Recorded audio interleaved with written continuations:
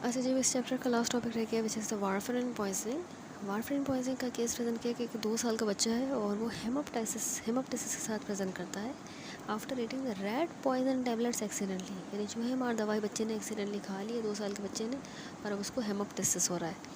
तो देखिए, याद रखिए कि मोस्ट जो रोडेंटिसाइड्स होते हैं चूहा मार दवाई, उसमें वारफेरिन टाइप का ही एक एंटीकोगुलेंट होता है। इसमें क्लिनिकल फाइंडिंग ये है कि बहुत से पेशेंट जो है वो रोडेंटिसाइड्स के साथ प्रेजेंट करते हैं इंजेक्शन के साथ। वो बच्चे होते हैं जो इस तरह के सब्सटेंसेस गलती से अनइंटेंशनली खा लेते हैं। तो इसमें कॉमन जो प्रेजेंटिंग सिम्टम है बच्चे को ना फ्लैंक पेन होगा, गुड जहाँ पे किडनीज है, फ्लैंक पेन विथ या विदाउट फ्रैंक हेमेचूरिया, हो भी सकता है नहीं भी हो सकता हेमेचूरिया, ठीक है।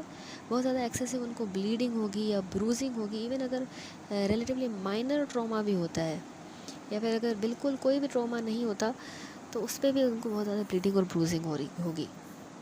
इसी तरह उनको हेमोप्टाइसिस भी होगा, एपिस्टेक्सिस भी होगा इन बच्चों को, ठीक है। तो जब इन बच्चों के फिजिकल एग्जामिनेशन करेंगे तो उसमें हमें फ्रैंक ब्लीडिंग का एविडेंस मिलेगा, ब्रूजिंग का, या कोई और कोगुलोपैथी भी हमें मिल सकती है, ठीक है। तो फिर अब इसमें जो हम देखेंगे कॉम्प्लिकेशंस क्या बनती हैं।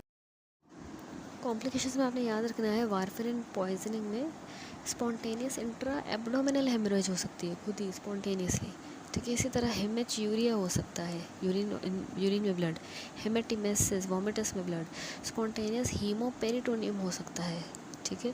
इंट्रा सेरिब्रल हेमरेज हो सकती है और इवन डेथ हो सकती है। तो ये सारी इसकी कॉम्प्लिकेशन है, spontaneous intra abdominal haemorrhage, haematuria, haematemesis, intra cerebral haemorrhage, spontaneous haemoperitoneum and death. Differential इसके ये बनते हैं कि कोमारिन पॉइजनिंग, ठीक है, कोमारिन पॉइजनिंग है इसका एक differential, DK diabetic ketoacidosis, disseminated intravascular coagulation DIC का केस भी लग रहा है, गैस्ट्रोइंटेस्टाइनल ब्लीडिंग का, या रेटल स्नेक इन एनविनोमेशन, ठीक है, रेटल स्नेक एनविनोमेशन। अब इसमें जो लैब इन्वेस्टिगेशन हमने करवानी होती है वो है प्रोथ्रोम्बिन टाइम, पीटी। हम पीटी करवाएंगे पेशेंट का, international normalized ratio INR, obviously हमने ये क्लोटिंग कोगुलेशन प्रोफाइल करवानी है, ठीक है, और APTT activated partial thromboplastin time, bleeding time और प्लेटलेट्स के काउंट देखेंगे, ठीक है। अब इसमें जो मैनेजमेंट है, always look for a container, ठीक है, हमेशा हमने जो है वो कंटेनर के लिए देखना होता है ताकि जो है स्पेसिफिक प्रोडक्ट जो है वो डिटरमाइन हो जाए। Secure airway and place the intravenous lines in haemodynamically unstable patients, हमेशा आपने कंटेनर के लिए देखना है ताकि स्पेसिफिक प्रोडक्ट आपको पता लगे कि बच्चे ने क्या चीज़ खाई है। एयरवे उसका सिक्योर करना है, उसमें आईवी लाइंस रखेंगे, उसको हीमोडायनेमिकली अनस्टेबल पेशेंट्स में जल्दी हमने ये इमरजेंसी प्रोटोकॉल को फॉलो करना है क्योंकि वो ब्लीडिंग हो रही है ना, जीआई ब्लीडिंग। सारे पेशेंट्स जिनको रोडेंटिसाइड ओवरडोज हुआ है उनको हम एक्टिवेटेड चारकोल, याद रखिएगा, एज सून एज पॉसिबल देंगे ताकि फिर उनकी फर्दर अब्जॉर्प्शन ना हो जाए इंजेस्टेड टॉक्सिन की, तो हमने एक्टिवेटेड चारकोल दे देना है। एंटीकोगुलेंट के ओवरडोज अगर हुआ है तो हमें केयरफुल फिजिकल एग्जामिनेशन करनी होगी, कोई भी अगर हमें साइन ऑफ ब्लीडिंग मिल रहा है उसको देखने के लिए। अगर कोगुलोपैथी मिल रही है तो फिर हमने क्या देना है इसका एंटीडोट, विटामिन के थेरेपी, वारफेरिन का एंटीडोट है विटामिन के।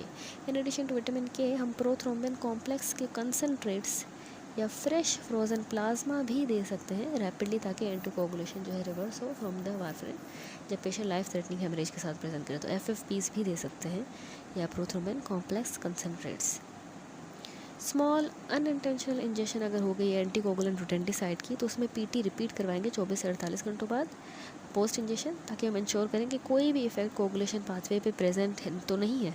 तो अगर पीटी भी नॉर्मल आती है, थोड़ा चूहे मार दवाई खाई थी, पीटी भी नॉर्मल आई है तो दोबारा पीटी रिपीट कराएंगे 24 से 48 घंटों बाद, ठीक है।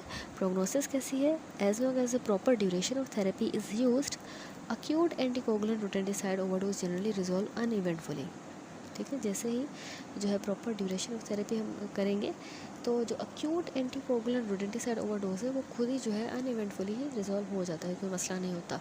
डेथ तब हो जाती है जब पेशेंट लेट आफ्टर एक्सपोजर बहुत देर से आके प्रेजेंट करे, जब सीवियर सीक्वल एंटीकोगुलेशन के हो चुके हों, डेवलप कॉम्प्लिकेशंस हो गई हो, तब जाके जब प्रेजेंट करेगा तो उसमें फिर जो है डेथ हो जाती है। वरना वैसे अक्यूट में जो है वो प्रॉपर थेरेपी से ठीक हो जाती है कंडीशन। That's it. यहाँ पे चैप्टर 26 कंप्लीट होता है which is poisoning and toxicology. इंशाल्लाह नेक्स्ट वीडियो से अगला टॉपिक स्टार्ट करेंगे, chapter number 27 which is the